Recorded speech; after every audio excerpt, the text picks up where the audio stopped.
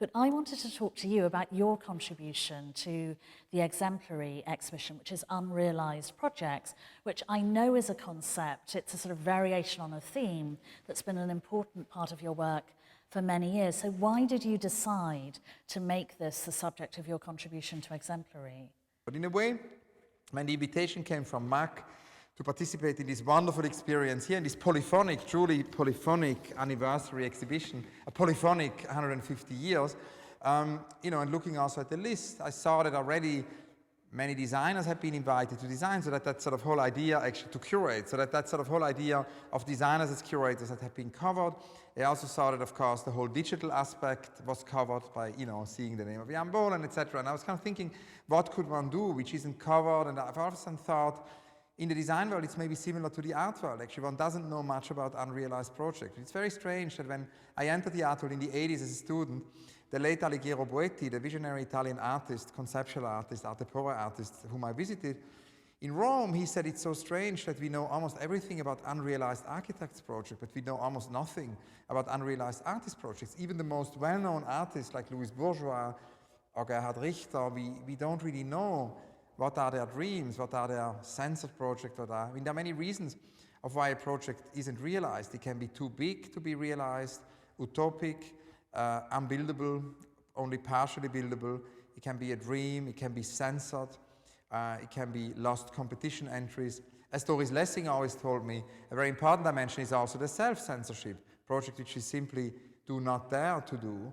And then another slightly more eccentric reason can also be it's too small to be realized. Like Cildo Meirelles always wanted, the Brazilian artist wanted this tiny little cube, like this mini cube, and have the entire museum empty. And obviously it took a long, long time until the museum was actually ready to be completely emptied and just have the little cube. So there are many, many reasons why a project is unrealized. But strangely, as Boetti pointed out, there is no knowledge, there's no archive, there's no information on these unrealized projects of artists. And Boetti said, and I was a baby curator, I had just started, and he felt it would be kind of interesting for me to not just squeeze art in a kind of framework I would predetermine, but to actually rather listen to artists, what they really want to do, but what artists can't do within these parameters of society. And then maybe, and that was his definition of a curator, Boetti said it could be sort of nice for a curator to then try to make some of these projects happen, to actually see how we can make these unrealized artist projects, these dreams, become a reality. And one of the first time we realized that, and that's actually why it came to my mind also here for MAK, was in Vienna, when we worked with the late Josef Ortner,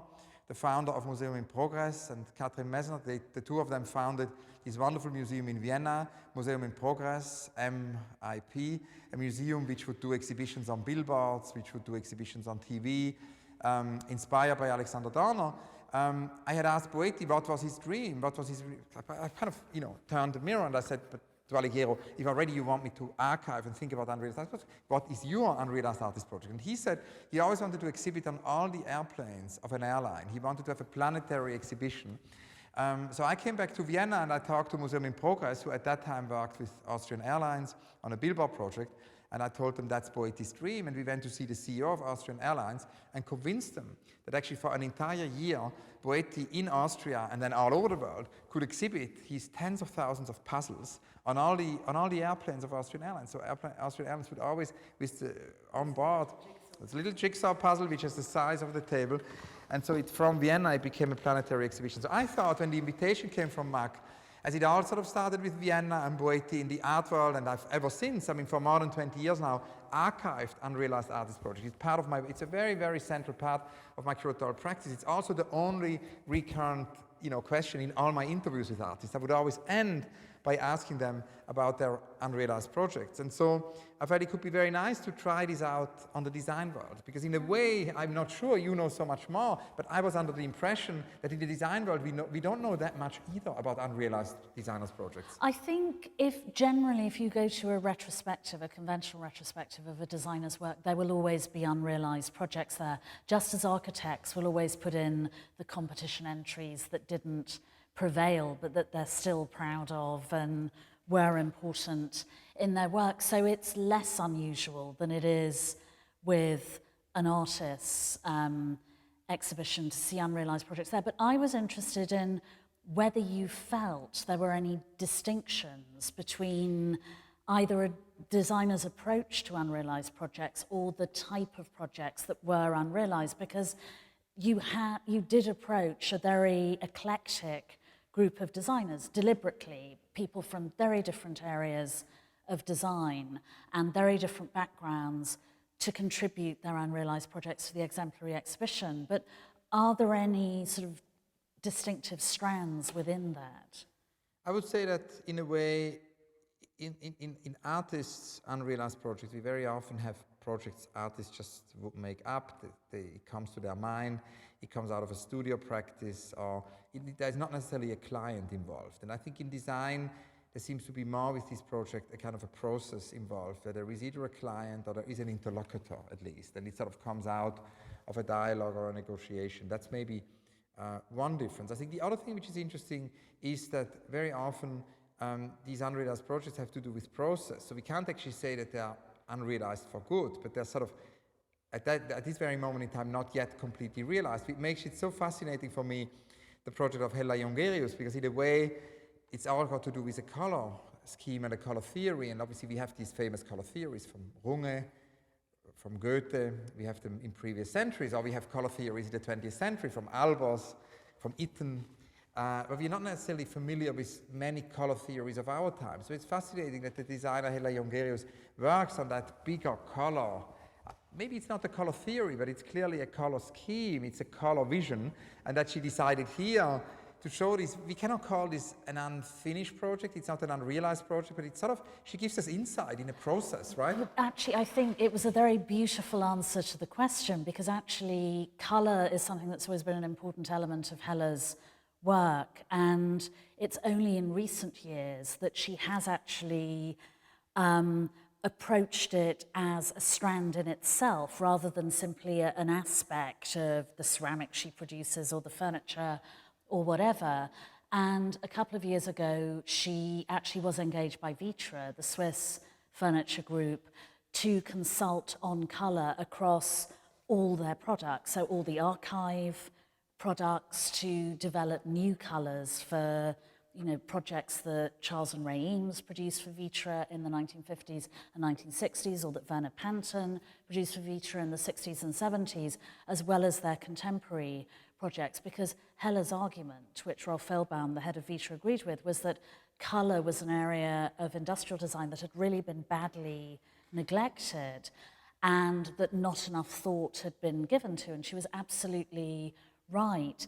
And so, in a sense, this is a realized project because Hella has been empowered by one of the most powerful corporate forces in design, and one of the most enlightened corporate patrons of design, to develop and implement a colour strategy for them. But it's also her intellectual recognition that this is a never-ending task. One of the reasons why she loves working with colour is that it's less an unrealized project, it's more an unrealizable project, because she feels that it's such a rich, deep and nuanced field that she will never, ever, ever exhaust her capacity for learning more about it. And that's why she finds it such a compelling challenge. So I thought that was a very beautiful answer to your question. And also it's a wonderful addition to the exhibition because of it's a really intelligent and thoughtful and rich installation that she's produced.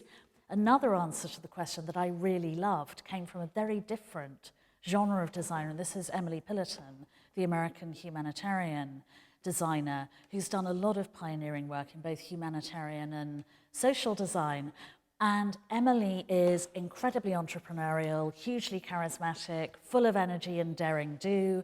She set up an international humanitarian design network, which hundreds of other designers engage with $1,000 in savings and a laptop on the dining table of her parents' home. So, basically with nothing. Okay, she had a family who would, continue to feed her and give her a bed for the night, but that was it. And she was slightly affronted by the suggestion that she would ever have an idea that she, Emily Pillerton, was not capable of realizing, and said that basically all the projects she'd wanted to do, she'd found a way of working out. One of the things I love about design is its optimism. And one of the very salutary aspects of contemporary design is that rather than having to wait for other people, typically their commercial clients, to endorse their ideas and enable them to implement them as they had to in the past, designers, for all sorts of reasons, from digital technology to crowdfunding to whatever, are now able to realize their ideas themselves entrepreneurially. And Emily is absolutely at the forefront of this. So I suspect that in future, more designers might give Emily's answer to your question.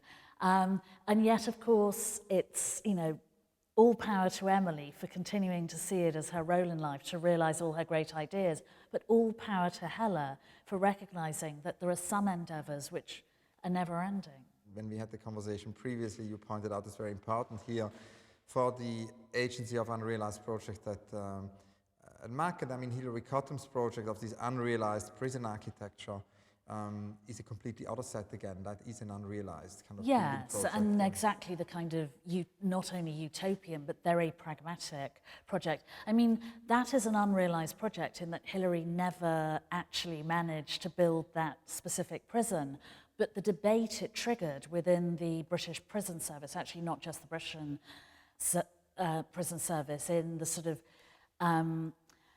that system globally was very profound. So even if the project itself wasn't actually built, it did have a very positive impact. I mean, also Hilary has made an individual contribution to Exemplary, so there are many more of her projects that she has realized within Participle, the social design group she co-founded in London, that are explored in the museum. And I think one of the great things about Exemplary is, because as you rightly say, it's a polyphonic exhibition, by showing all the very different dimensions of design today and the absolute passion and the sort of crusading mission with which people like Hilary Cottam and Jan Bolen address very different areas of design and approach it from very different perspectives is fantastic. But this is very much crystallized within your exhibition. I mean, of course, there's also a contribution from Ben Fry and Casey Reyes, the software designers who developed the programming language processing,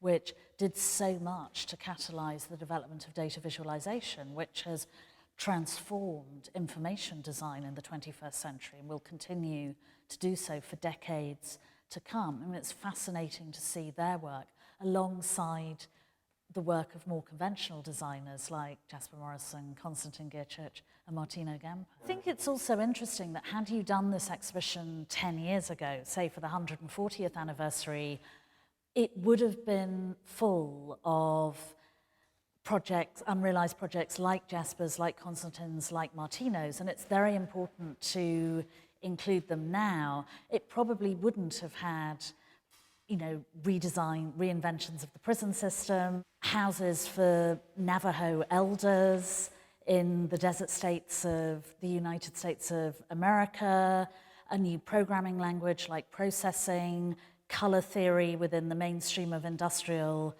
design, and so on. And going back earlier in our conversation, you talked about the problem of time in terms of institutions and collections. There's a very salutary example within your exhibition of the Isotype Institute, which of course was one of the radical and pioneering information design groups in Austria in the 1920s, in the fabled days of Red Vienna, which continued in Britain before and after the Second World War. And of course, that's exactly the sort of historic design group that you would think would have amazing unrealized projects. And there is a full archive of the Isotype Institute's work at the University of Reading in the UK.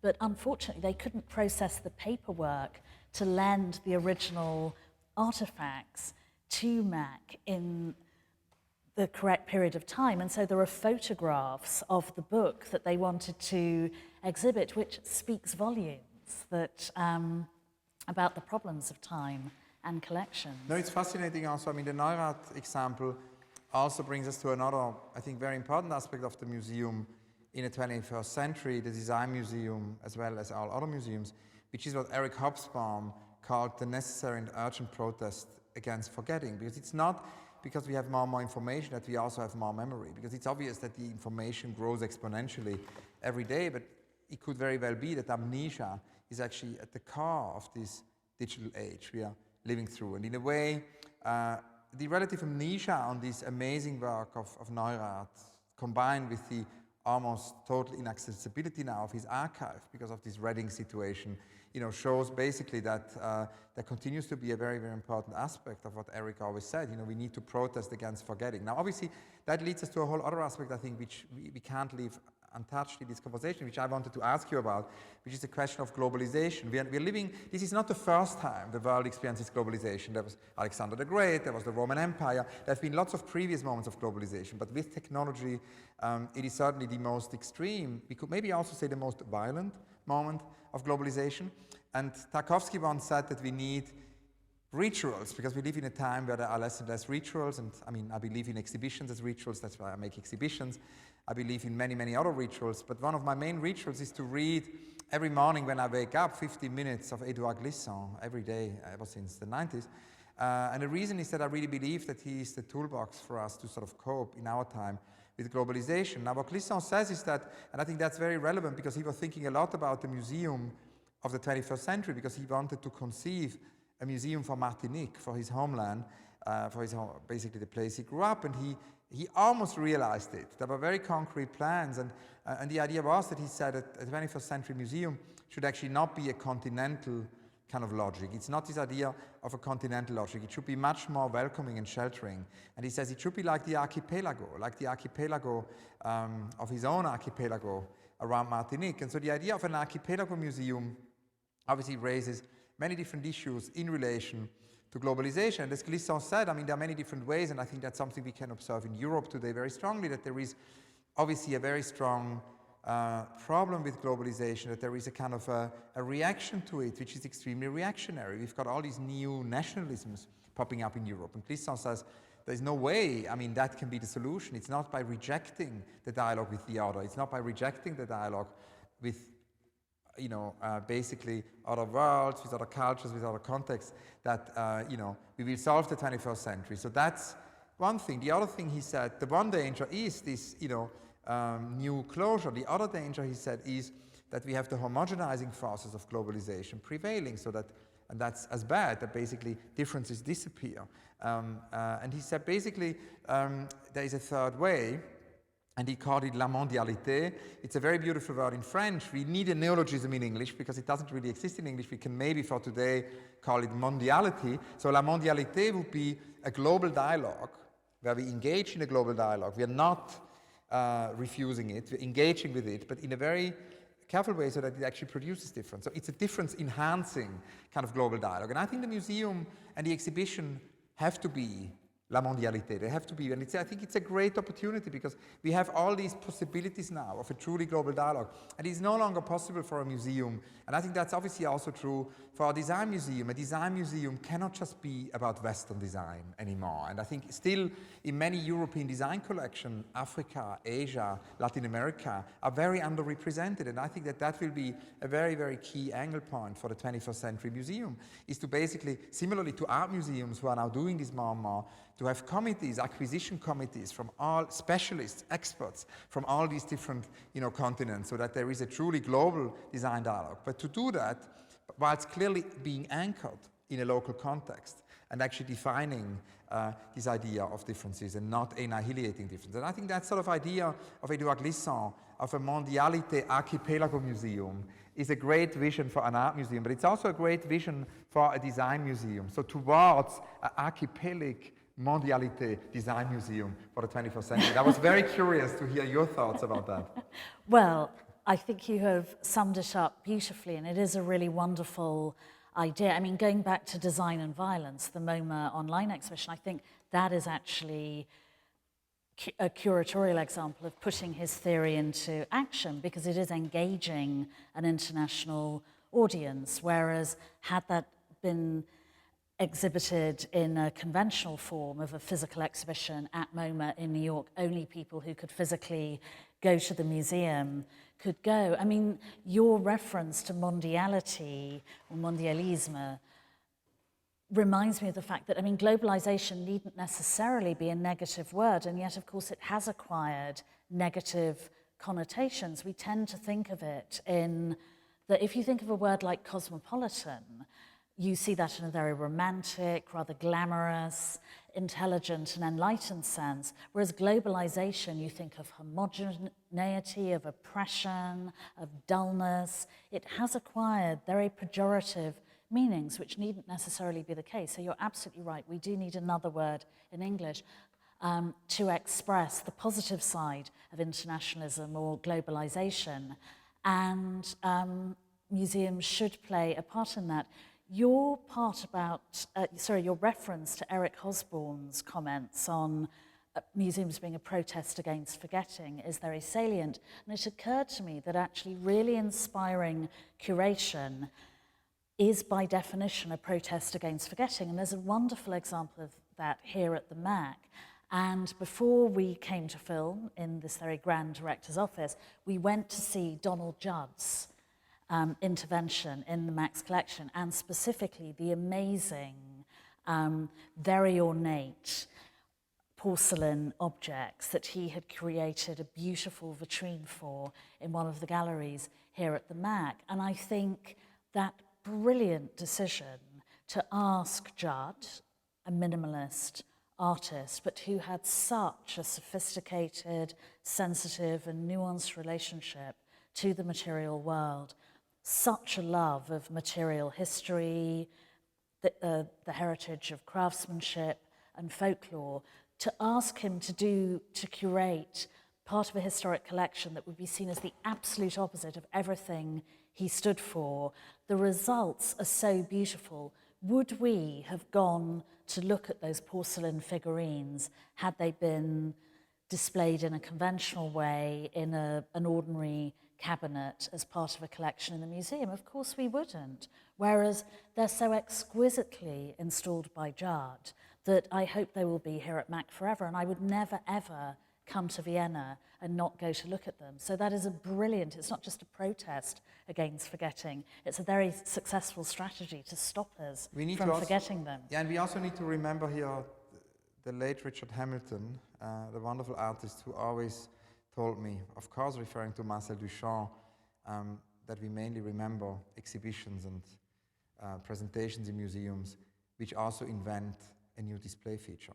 And so the 21st century, I mean, there are many things, I think, which change, and there are certain things, you know, where there is a continuum, and I think, you know, the 21st century museum should continue to provide extraordinary experiences through artists, architects, designers, inventing new display features, which will make us encounter works in a way we would otherwise never encounter it, which is exactly what Donald Judd did here. He created an extraordinary display feature for these works, which seemingly are the opposite of his own. So it's a kind of an oxymoron display feature, and I think that that's something which will be very relevant. And again, it will be important to not forget previous display features and produce many new ones. It's always both and instead of either or. It sounds so much better in French. Et au lieu de ou au lieu de ni. Et laboratoire, so it's both laboratory and time storage. Both and instead of either or, instead of non. Et au lieu de ou au lieu de ni. Sowohl als auch statt entweder oder statt weder noch. But I have a last question for Alice. I've already revealed my I thought that was your grand finale. No, but it would be far too linear. But I have a last question for Alice, which is, I've already revealed my unrealized project. I've just realized, thanks to your invitation here at the MAK, in a very small way, a first tiny little chapter of my future big exhibition on unrealized projects. And I've even been thinking, you know, the Crystal Palace is in 1851. In the early 60s, we have Cedric Price with John Littlewood, the Farm Palace. I was thinking about what could be a palace of unbuilt roads, so what could actually be an institution or a kind of a structure where all these, you know, unrealized projects would exhibit it. And that's, you know, my kind of unrealized project. But Alice, I was wondering, what is your unrealized project? Actually, well, I would be like Hella, and I think my work is an unrealizable project because what I'm interested in is exploring design and all the different manifestations of design in the hope that other people will become more engaged with it, develop a more sophisticated understanding of it, a more critical awareness of it. And I fear that is a never-ending endeavor. It is entirely unrealizable, but then that's partly because the subject's so fascinating. And that's such a beautiful conclusion, because it means that our conversation here is never ending.